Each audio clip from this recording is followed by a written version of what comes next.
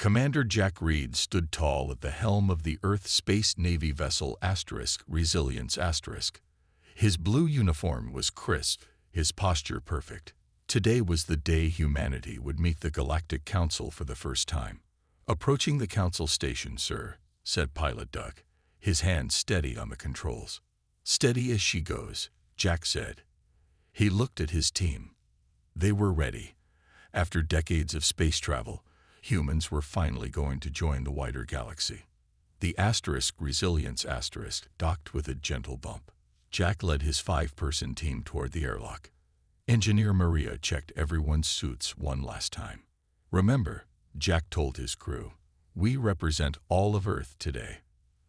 They stepped through the airlock into a massive round room. 12 different alien species sat at a curved table. Some had scales, others had fur. One looked like a cloud of gas in a special container. A tall, thin alien with blue skin and 4 arms walked toward them. "Welcome to the Galactic Council. I am Ambassador Tal, scientific advisor to the Council." Jack smiled and gave a small bow. "Commander Jack Reed of Earth, we bring greetings from our planet." Whispers spread through the room. Jack could see the aliens staring at them with their many different eyes. Ambassador Tal tilted his head. "Forgive our surprise, Commander. We did not expect your kind to survive the journey." "Excuse me?" Jack asked. A large alien with rock-like skin spoke up. "What Ambassador Tal means is that our scans show your planet has very harsh conditions. High gravity, extreme weather, dangerous radiation from your sun, and highly reactive atmosphere." "True," Jack said. "Earth can be tough. Yet you appear to have traveled through space for some time without significant biological modifications," Tal continued. "Our calculations suggested your species would perish from radiation exposure, vacuum pressure, and cosmic debris within your first ventures beyond your atmosphere." Maria stepped forward. "We've been traveling in space for over 70 years. This caused even more whispers. One small alien nearly fell from its chair. Tal's 4 hands moved in complex patterns. "Impossible. Other species require extensive biological changes or incredibly complex life support systems for space travel." "Well," Jack said, "we're definitely here." "How?" demanded the rock-like alien. "What advanced technology allows this?" Jack looked at his team and smiled. "We wear suits." The council chamber went completely silent. "Suits," Tal repeated.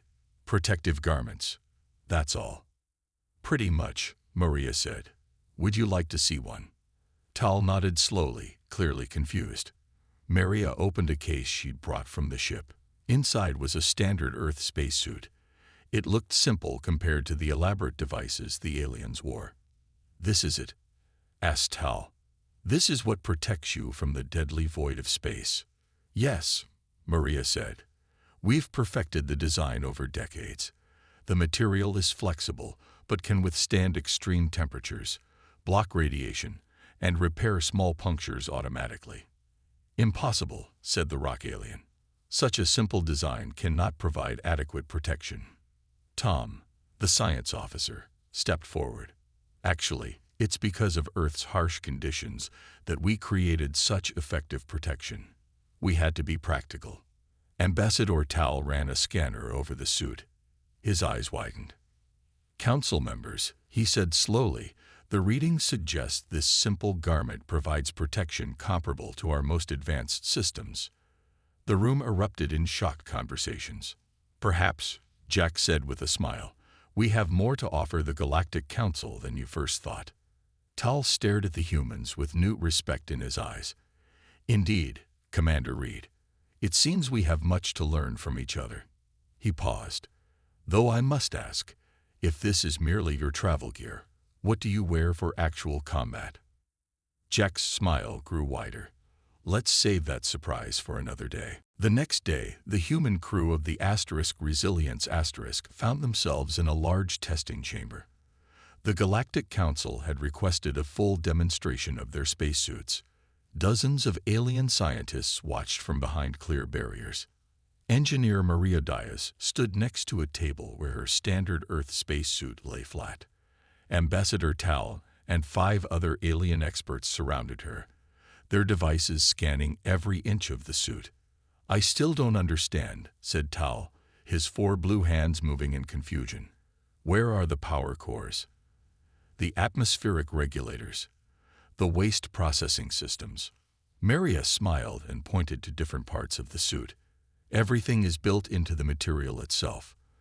The outer layer collects solar energy. The middle layer regulates temperature and blocks radiation. The inner layer manages moisture and provides comfort."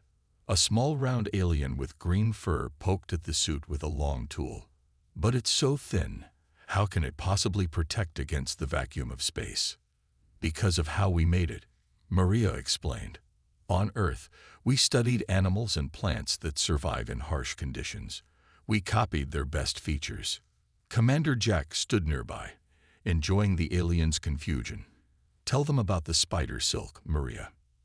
Maria nodded. "The base material is stronger than steel but flexible like cloth.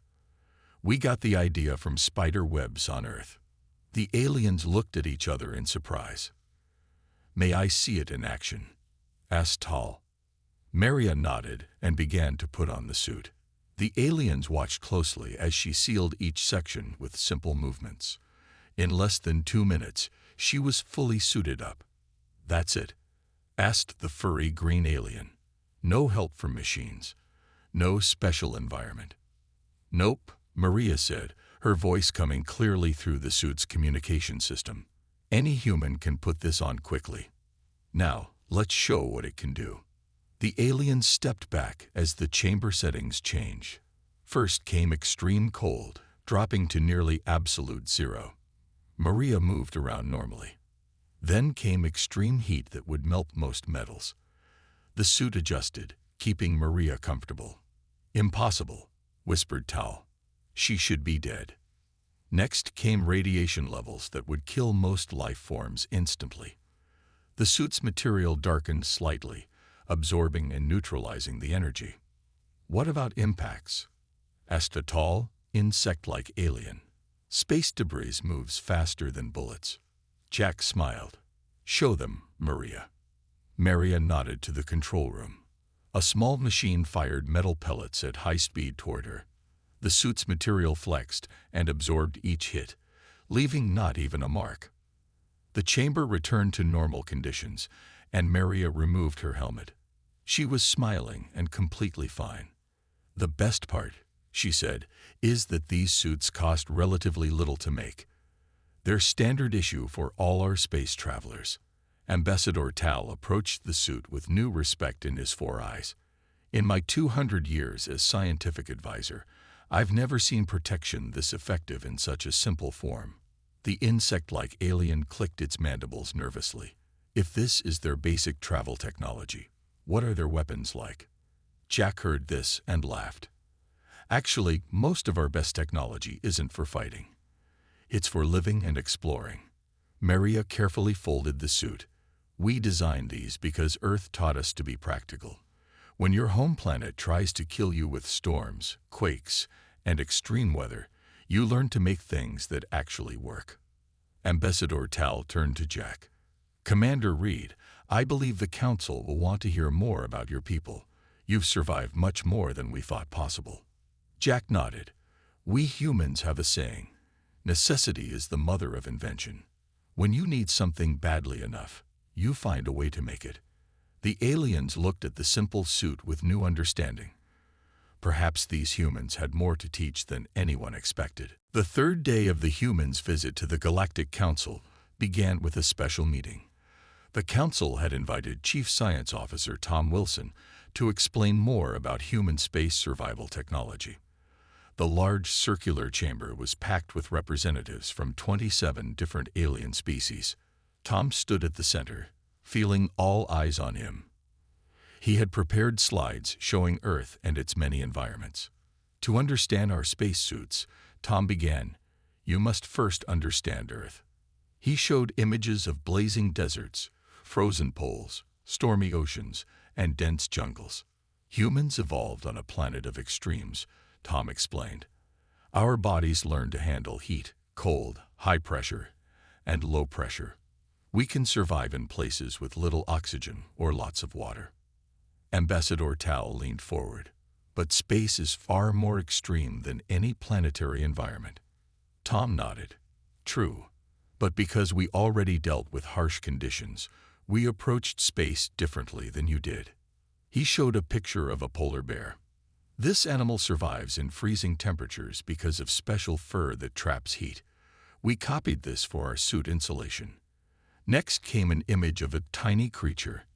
This is a tardigrade, a microscopic animal that can survive radiation, vacuum, and extreme temperatures. We studied its proteins to improve our suit materials. The aliens whispered among themselves. A tall, thin alien with glowing spots raised a hand. But our species evolved in gentle environments, and we created complex technology for space. Are you saying your difficult planet gave you an advantage? Exactly, Tom said. You built elaborate systems because you could. We built simple, reliable solutions because we had to. He showed a diagram of the spacesuit layers. Our suits have multiple backups for every function. If one system fails, 3 more take over. That seems inefficient, said the glowing spotted alien. Commander Jack stepped forward. On Earth, we have a saying. Keep it simple. Stupid. Complex things break in complex ways. Simple things are easier to fix. Tom continued, showing how the suit recycled water, collected energy from both light and heat, and could repair small damages automatically. The most important thing, Tom said, is that we designed our suits assuming things would go wrong. Because on Earth, things always go wrong. A small alien with 6 eyes spoke up. Our approach has always been to create perfect systems that never fail. Maria laughed. With respect, there's no such thing as a system that never fails. Especially in space. Tom showed videos of humans testing their suits in volcanoes, deep oceans, and Arctic conditions. We test everything in real conditions, he explained, not just in labs. When your life depends on something, you make sure it works everywhere. Ambassador Tal seemed deep in thought. This explains much about your species. You expect problems and plan for them. It's how we survived Earth, Jack said simply. A reptilian alien in the back stood up. This is all very interesting, but I remain unconvinced. Your simple approach cannot possibly be superior to our advanced systems. Tom smiled. Would you like to put that to the test? The room went quiet. What do you propose? Asked Tal. A challenge, Tom said. Pick any environment in this system. Send your representatives in your best protective gear. We'll go in our standard suits. Let's see who lasts longer. The reptilian alien hissed with laughter. You would risk your lives on such a demonstration. Commander Jack stepped forward. We're not risking anything. We're completely confident in our equipment. Ambassador Tal's 4 eyes blinked rapidly. The Council will consider this proposal. If approved, the challenge will take place in 2 days. As the meeting ended, Tom noticed many aliens looking at the humans with new interest, some with respect, others with worry. Did we just challenge the entire Galactic Council to a survival contest? Maria whispered. Jack grinned. Yes, we did. And we're going to win. The Galactic Council chamber buzzed with excitement. After much debate, they had accepted the humans' challenge. Ambassador Tal stood at the center of the room, explaining the rules. The challenge will take place on Doros, the 3rd moon of the gas giant in this system, Tal announced. Conditions there include extreme temperature shifts, thin atmosphere, high radiation, and unpredictable meteor showers. Commander Jack nodded confidently. Beside him, the crew of the Resilience remained calm.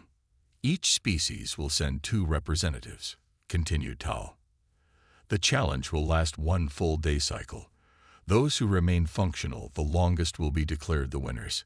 A large screen showed Doros. Its surface was gray and rocky, with deep canyons and tall mountains.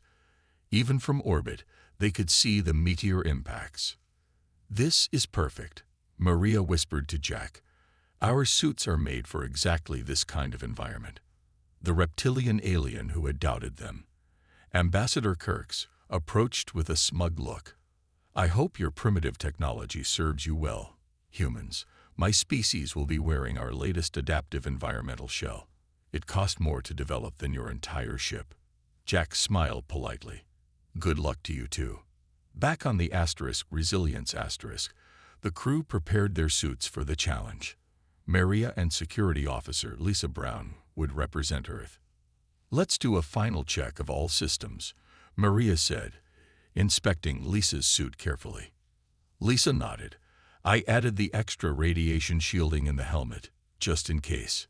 Tom approached with a small device. "I added this emergency beacon to both suits. If anything goes wrong, press this button." Jack watched his team work. "Remember, we're not just proving our technology. We're showing how humans approach problems." Later that day, the participants gathered in the Council Station's launch bay.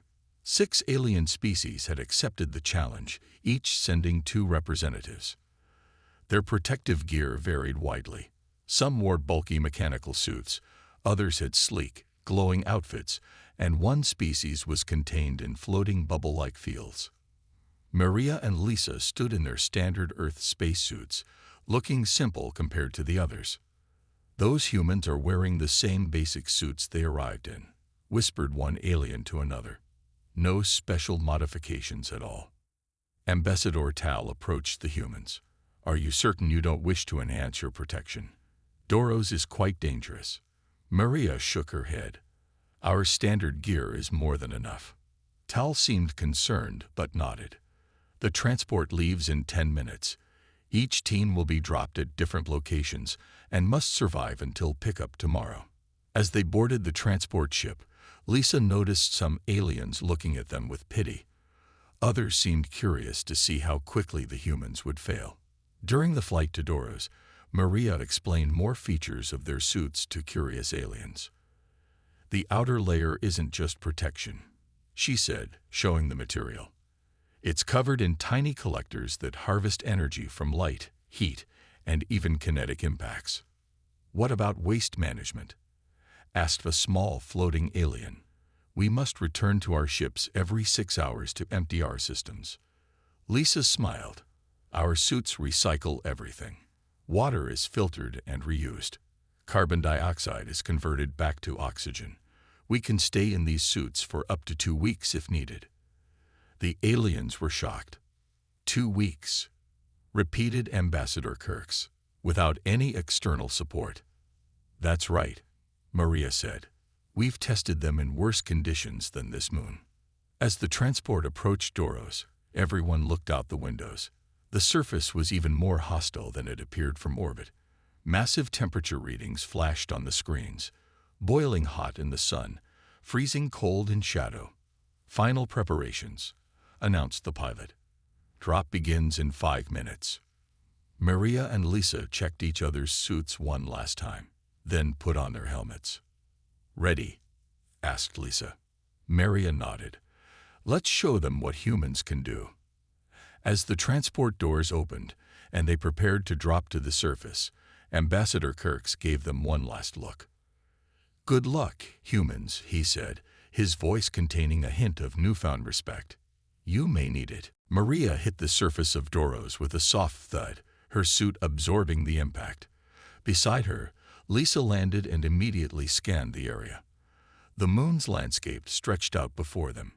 Jagged rocks, deep craters, and not a hint of life. "Temperature outside is -100 degrees, Lisa reported. "We're in shadow now." Maria nodded. "Let's move toward that ridge. We'll get sunlight there."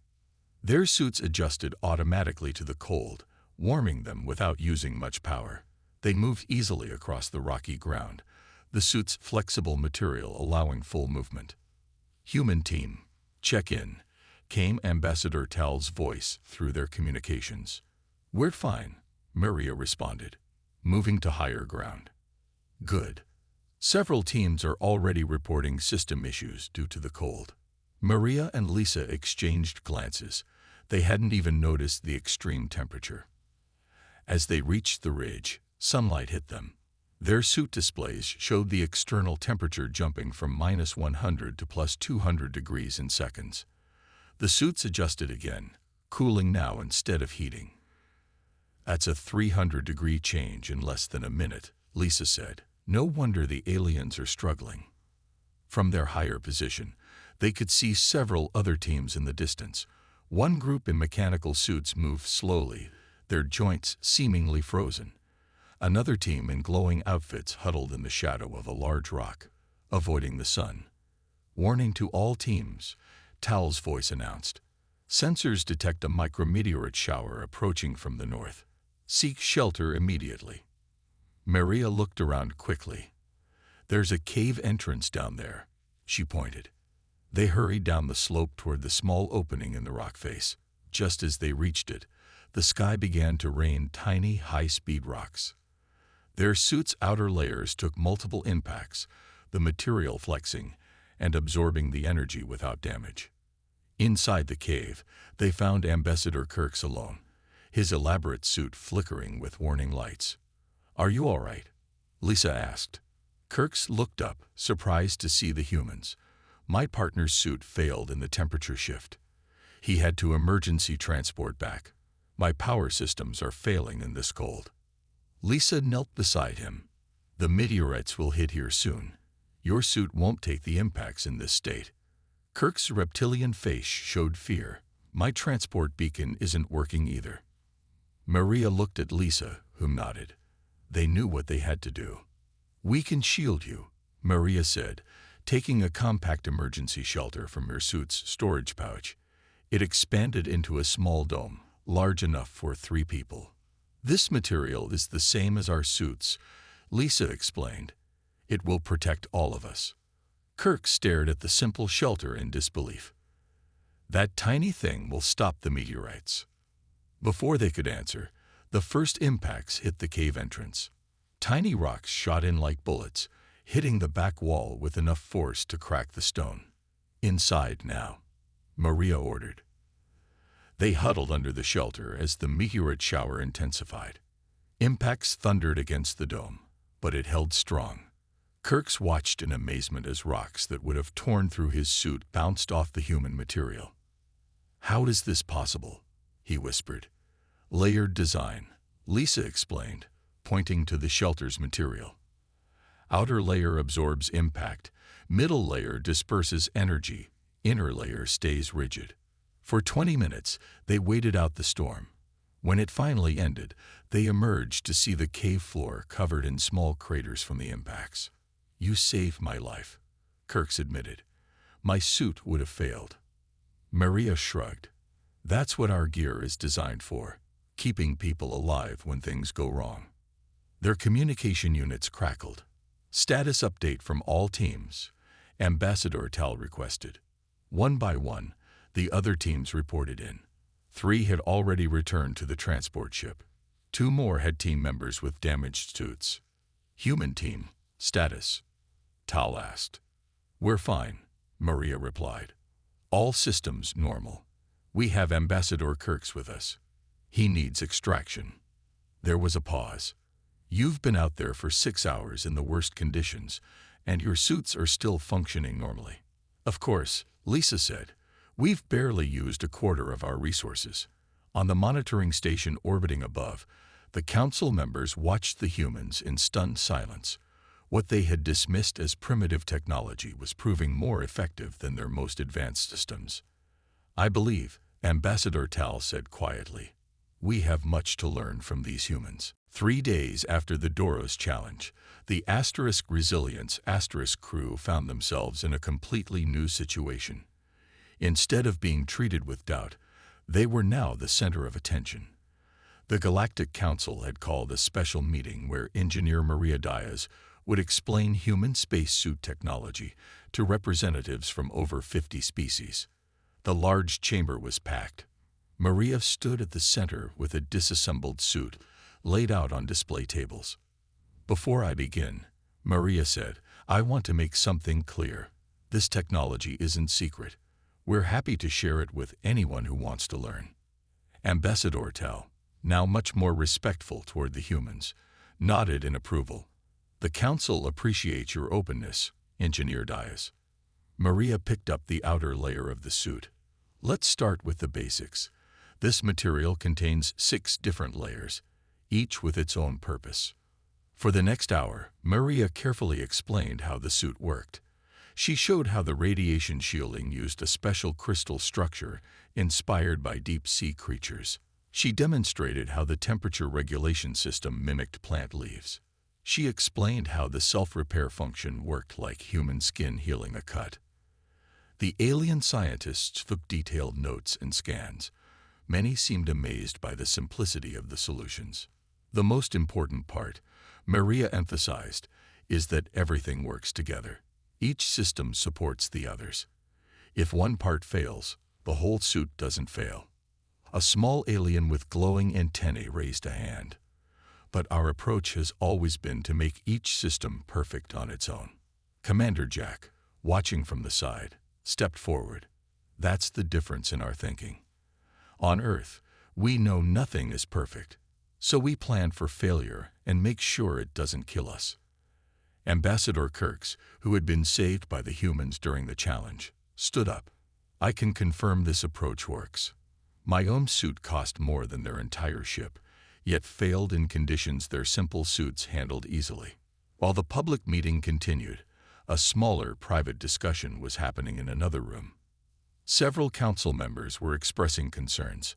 These humans and their practical technology could upset the balance of power, said one council member, a tall alien with crystal skin. If they can survive in space so easily, what's to stop them from expanding rapidly? And their approach to problem solving is unsettling, added another. They expect things to go wrong and plan accordingly. This suggests a mindset ready for conflict. Ambassador Tal entered the room, having slipped away from the main presentation. I understand your concerns, he said, but I believe they represent an opportunity, not a threat. How so? Asked the crystal alien. For centuries, we've approached space survival with complex solutions that only wealthy species can afford. The humans offer a different path, simple, effective protection available to all. That's exactly the problem, argued a cloud-like alien floating in a container. If anyone can survive in space with cheap technology, what happens to our carefully controlled expansion? Tal's 4 eyes narrowed. Progress happens. Change happens. We can either work with the humans and learn from them, or we can fear them and create unnecessary enemies. Back in the main chamber, Maria was now answering questions from dozens of excited scientists. The mood was energetic and positive. Could this material work for aquatic species too? Asked a fish-like alien. With minor adjustments, yes, Maria replied. The basic principles are universal. Commander Jack watched with pride as his engineer shared human knowledge freely. He noticed Ambassador Kirks approaching. Your people continue to surprise us, Kirks said. First with your survival, then with your willingness to share. Jack smiled. That's another human trait. We believe knowledge grows when it's shared. Some on the council are afraid of what this means, Kirks admitted quietly. Your technology could change everything. Jack nodded. Change is scary, but it's also necessary for growth. As the session ended, Ambassador Tal returned to make an announcement. The council will reconvene tomorrow for an important vote regarding human technology. Until then, our scientists have much to discuss. Maria rejoined her crew, looking tired but happy. I think they're starting to understand our approach.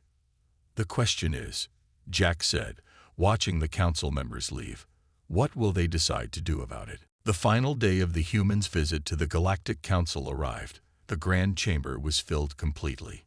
Every seat was taken, and screens outside showed the proceedings to thousands more aliens who couldn't fit inside. Commander Jack and his crew stood in the center of the room. They wore their formal uniforms rather than spacesuits today.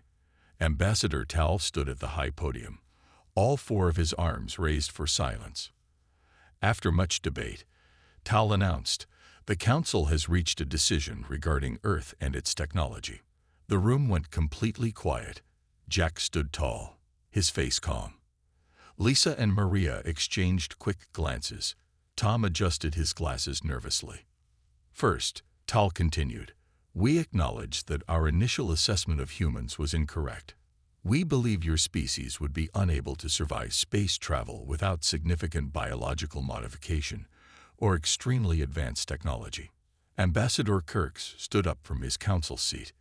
"Instead, we found that humans have created simple but remarkably effective solutions that outperform our own in many situations." Tal nodded, which brings us to our second point. The Council has voted to establish a joint research initiative with Earth, focusing on protective technologies for space exploration. Excited whispers spread through the crowd. Jack smiled slightly.